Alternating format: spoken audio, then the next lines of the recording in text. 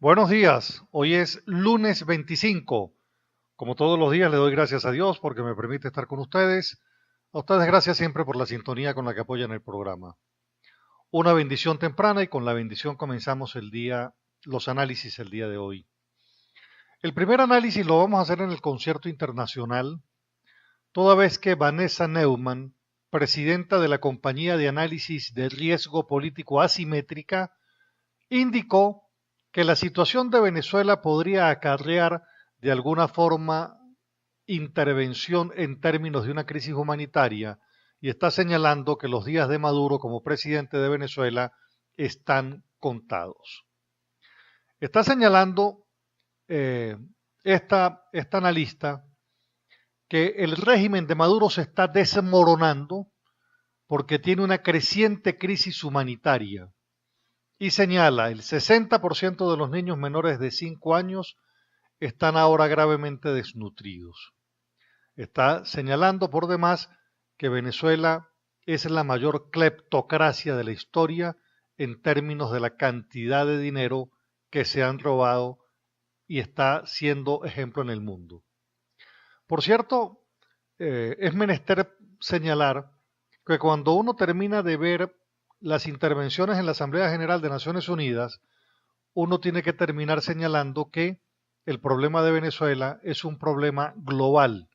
Absolutamente la casi totalidad de los presidentes tocaron el caso de Venezuela en una impresionante solidaridad con el pueblo de Venezuela, pero a donde todos los presidentes están diciendo esto no puede continuar más, vale decir, esto hay que ponerle punto final.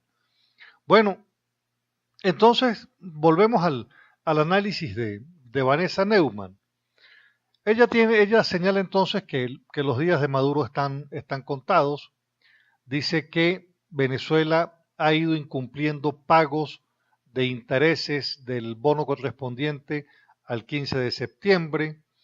Está hablando de que la crisis económica es una crisis sin precedentes y señala que estamos llegando al final de la catástrofe del régimen de Maduro, que puede acarrear de alguna forma intervención en el marco de una crisis humanitaria.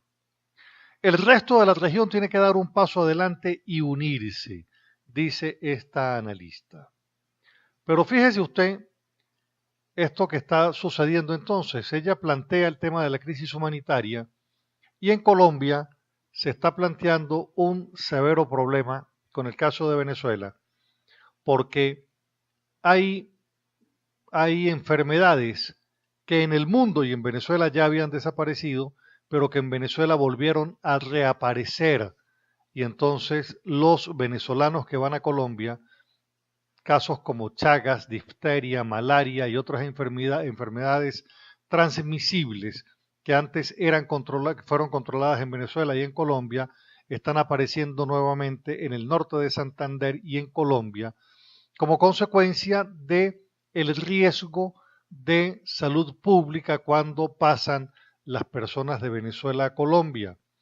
Esto lo está señalando Juan Vitar, director del Instituto del Departamento de Salud en Colombia, quien recordó el caso de familias contagiadas con Chagas y asevera por demás que estas enfermedades ya habían desaparecido y los entes contaminantes han sido precisamente venezolanos. Entonces, ¿qué están planteando? Están planteando que si esto es, se sigue presentando, pues van a tener que hacer un cordón sanitario con Venezuela, eh, porque por demás están solicitando colaboración del gobierno de Venezuela para que ejerza un control oportuno y buen manejo para pacientes, pero eso no es lo que están consiguiendo de parte del gobierno de Venezuela. Señalan los colombianos que en Venezuela no se da información, no se dan los datos, igual está sucediendo con Brasil. Entonces, están llegando a la conclusión que aun cuando no se está limitando el ingreso de la población y que se tiene personal de salud en todos los puentes internacionales para detectar signos y síntomas eh, con las personas que van ingresando a Colombia, no sucede igual por el paso de las trochas. Y entonces esto es otro problema que se está generando. Entonces nosotros encontramos que precisamente lo que se está hablando de crisis humanitaria, lo que se está hablando de que Venezuela puede arrastrar al resto de los países de la región, cuando estamos hablando de crisis económica por demás, entonces nos encontramos con un dato lamentable para Venezuela, es que el Banco Central de Venezuela en su balance de agosto muestra pérdidas. Eso, eso tiene que ponernos a reflexionar a aquel que todavía cree que Venezuela tiene posibilidades de salir. No, no las tiene lamentablemente. Con este régimen no tiene posibilidades de salir adelante. Esta semana llega, por cierto, una comitiva de Brasil que llega a Venezuela para evitar el impago de 5.000 millones de dólares que Venezuela tiene que pagarle a Brasil eh, y trata entonces de esta comisión de Brasil de que no se termine de incumplir el pago por estos 5.000 millones de dólares. Y viene esa comisión, entre otras cosas, porque existe retraso en el pago de 262 millones de dólares a contratistas de infraestructura brasileros. Esto de acuerdo al diario brasileño FOA de Sao Paulo. Y entonces en Brasil existe una preocupación por el impago que Venezuela pueda tener. Si nosotros consideramos que Venezuela también tiene un balance negativo en el balance del Banco Central de Venezuela, perdónenme la redundancia, pues yo creo que estamos en el punto exacto para decir Maduro perdió todo tipo de control del gobierno, perdió todo tipo de control de las políticas porque no sabe cuál es el efecto perjudicial que han venido causando sus decisiones. Este gabinete económico que de economía no sabe nada, pero sabe mucho de marxismo, es exactamente entonces buena parte del problema que estamos enfrentando. Y debo aprovechar en este punto para señalar que todos los pensum de la universidad en Venezuela y en Latinoamérica que tienen que ver con el marxismo como instrumento de análisis, toda esa serie de cosas locas que fueron estableciéndose en Latinoamérica y en Venezuela, que habla precisamente es de lo contrario de lo que es la evolución. Pensar que el marxismo pueda ser una solución económica hoy en el mundo es creer que las sociedades no evolucionan, que los pensamientos no evolucionan, que la dinámica económica no sería dinámica sino estática, y de esa manera entonces estos chavistas, este madurismo vive de lo que se llama una apología de las ideas muertas, porque todas estas ideas del marxismo, todas estas ideas del socialismo ortodoxo, que no es otra cosa que el comunismo, son necrofílicas en política, vale decir, son ideas muertas. Y se impone en Venezuela ideas muertas, ideas necrofílicas. Y es ahí donde nosotros tenemos el mayor problema. Un gobierno que adelanta una política necrofílica en materia económica porque son ideas muertas en una sociedad que estaba logrando y era de hecho la sociedad más moderna de Latinoamérica y ahora pasamos a ser una sociedad peor que la de Haití. El gobierno, frente a todas las evidencias de una corrupción genérica, ha tenido entonces también unas respuestas poco, poco honestas, diría yo, desde el punto de vista de lo que es el combate frente a la corrupción. El gobierno admite, por vía del fiscal general, y diría yo, el ilegal fiscal general que tiene la Asamblea Constituyente, están manejando ahora una tesis que existió un plan por parte de Estados Unidos para un ataque a la industria petrolera a través de la corrupción y así descapitalizar la industria petrolera. Esto como contraprestación a lo que ya es público y notorio, vale decir, que existe una transferencia de riqueza de Venezuela a 20.000 chavistas, chavimaduristas en el mundo, que están con familiares, parientes eh, y entornos, están viviendo vidas de millonarios. Bueno, entonces el gobierno venezolano fabrica una tesis, como sabe que las evidencias que se están presentando son probadamente ciertas, entonces fabrica una tesis de que ha existido un ataque a la industria petrolera preparado por Estados Unidos, quien es, por cierto, el destinatario entonces de los recursos que a través de la corrupción llegarían a Estados Unidos para descapitalizar PDVSA. Ese es el planteamiento que quiere hacer ahora el gobierno, sobre el cual hay que puntualizar de forma concreta lo siguiente.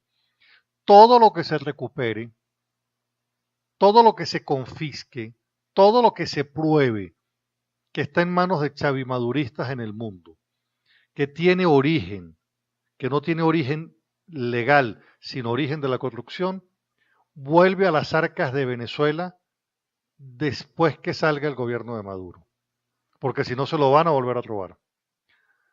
De tal manera entonces que este criterio de que hubo un asalto de la riqueza para que se la llevaran a Estados Unidos no es verdad en el entendido de que lo que se confisque regresa a Venezuela, salvo que regresará a Venezuela después que Maduro no esté.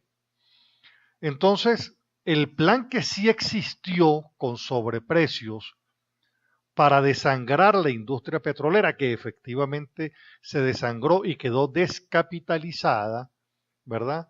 Es lo que hizo la corrupción de los directivos de PDVSA, gobiernos y ministerios, y esos bienes fueron trasegados a Estados Unidos en bienes también.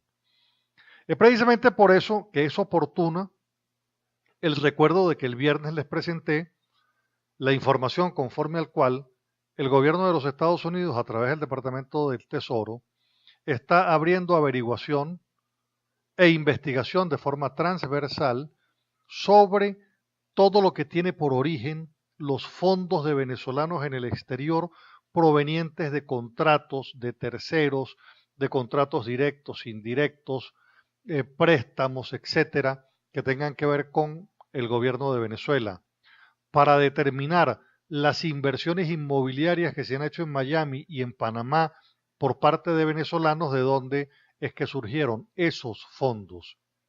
Frente a la evidencia, el gobierno no tiene otra sino que tratar de darle una vuelta de carácter político.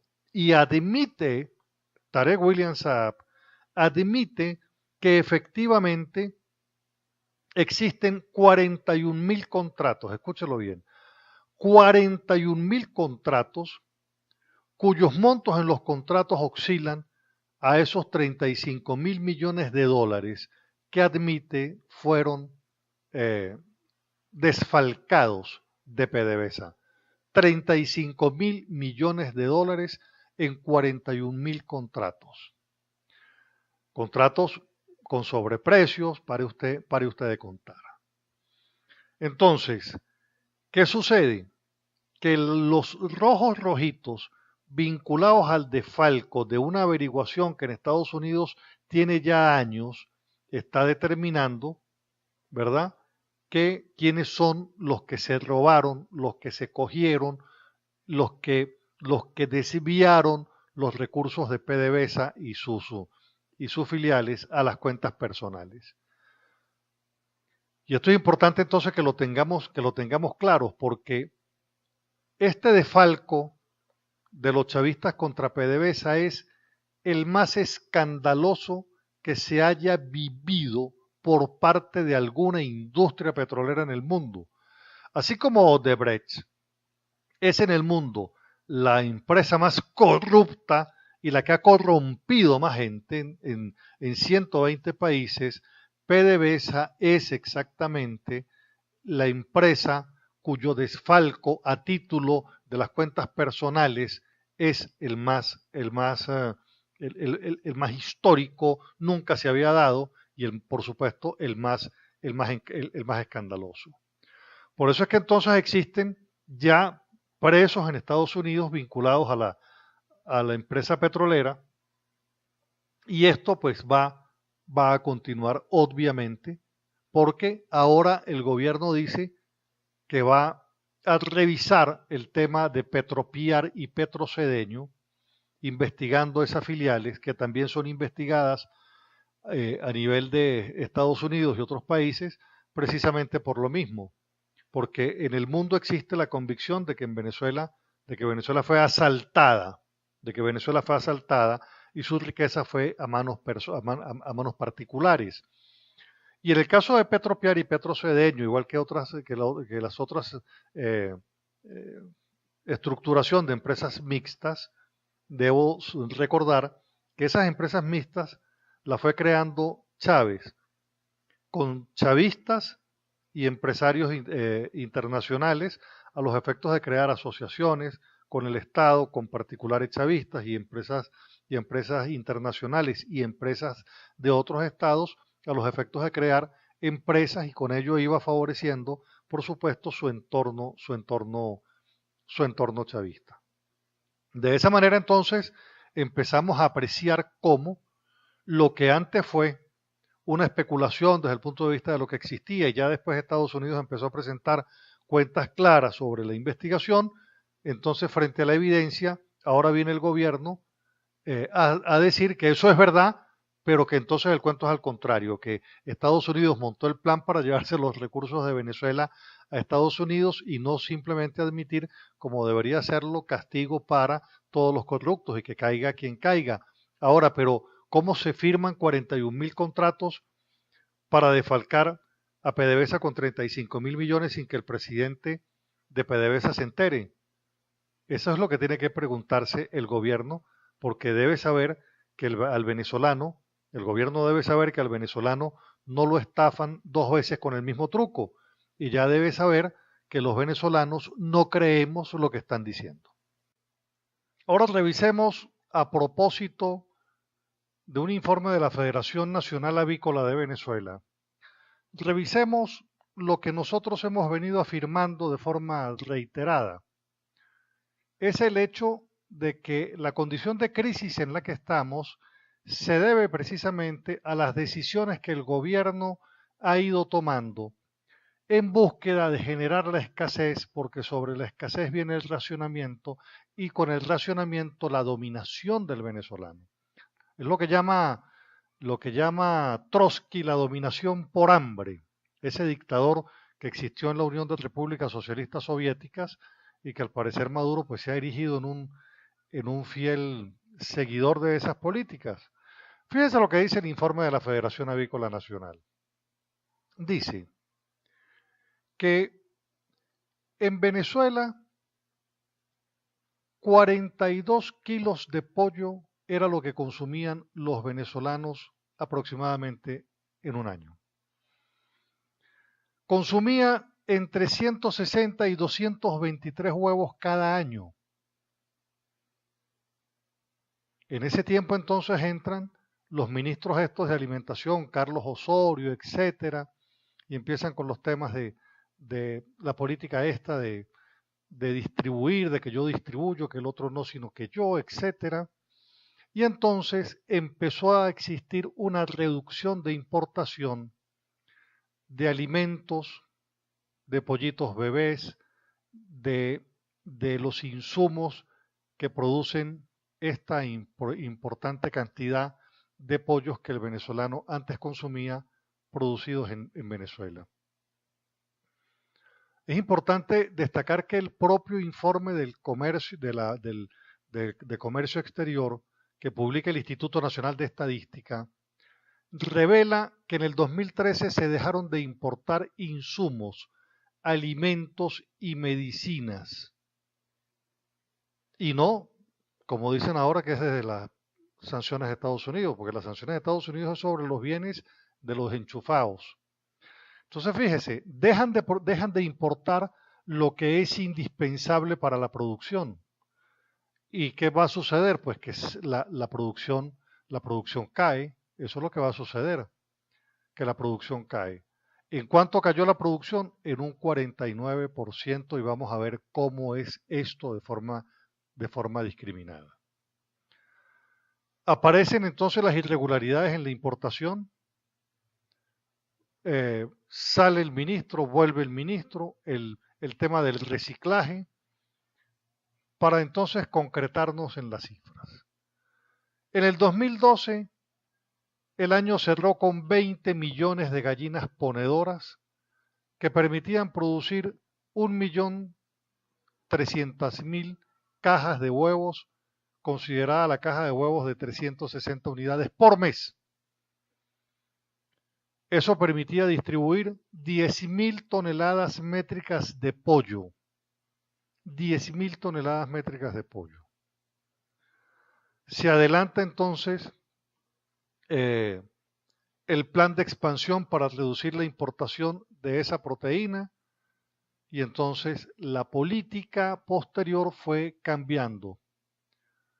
Los productores empezaron a revelar que se realizaban sacrificios de gallinas ponedoras y reproductoras por la falta de alimento, produciendo una caída en la disponibilidad de huevo y de pollo que fue por demás disparando los precios. La respuesta oficial de ese tiempo de Jorge Arriaza, que era vicepresidente en el 2015, fue regular el precio del cartón de huevos de 30 unidades a 420 bolívares, pagando un subsidio de 250 bolívares, mientras se añadía la exoneración por 3 años al sector del pago de impuestos sobre la renta. Comisiones militares trataron de impedir que se vendieran 1.200 bolívares por el que se expendía en ese entonces.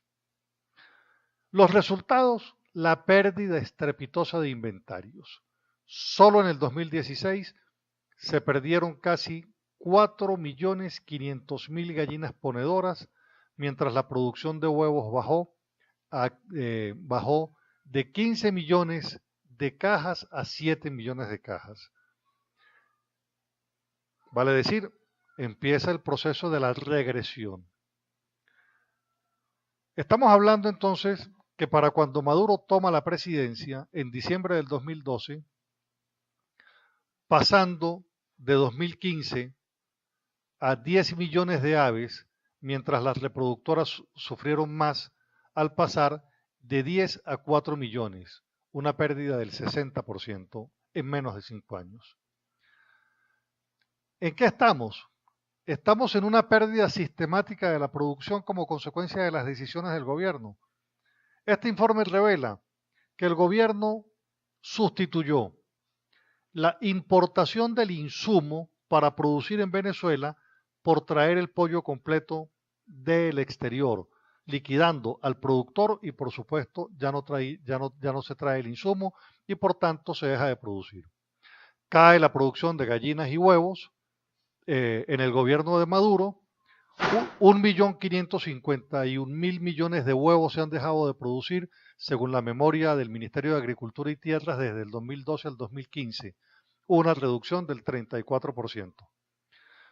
4.224 millones de unidades del 2012 a junio del 2017, según la Federación Nacional Avícola, un 49% menos en promedio que 5 años atrás. En el 2016 se produjeron, según la Federación, 101 huevos por persona.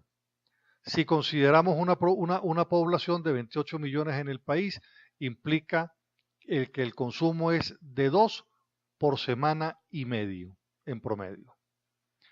Bueno, las pérdidas, ni se diga, pérdidas del 48%. No solamente en el tema de gallinas ponedoras, que fue una pérdida del 48%, 59% de gallinas reproductoras. Esto según lo revela la Federación. Se han dejado de producir 51 millones de kilos de pollo desde el 2012, una pérdida del 56%, mientras que la importación se ha reducido en un 44% menos mensualmente. Con esto lo que quiero presentarle, lo que quiero decirle es que efectivamente ha existido una disminución en la producción como consecuencia de las políticas que el gobierno fue implementando. Quiero decir que en Venezuela no se importaba pollo. En Venezuela no se importaba pollo. Se importa ahora, bueno, y ahora menos porque ahora no hay dólares. Se importaba pollo.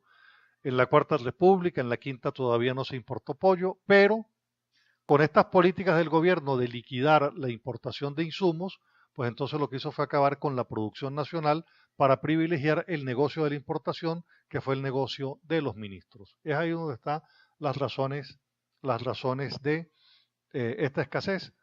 Pero insisto, lo que quiero es demostrarle que tenemos escasez porque el gobierno así lo ha determinado con sus propias decisiones. Me despido con este pensamiento. Hay tres cosas que no se pueden ocultar por mucho tiempo: el sol, la luna y la verdad. Dios los bendiga a todos. Regáleme usted a mí también su bendición. Nos encontramos mañana con el inmenso favor de Dios. Que tengan un excelente día y mejor inicio de semana. Dios los bendiga. Regáleme la bendición. Nos encontramos mañana. Que tengan que tengan un excelente día. Muchísimas gracias.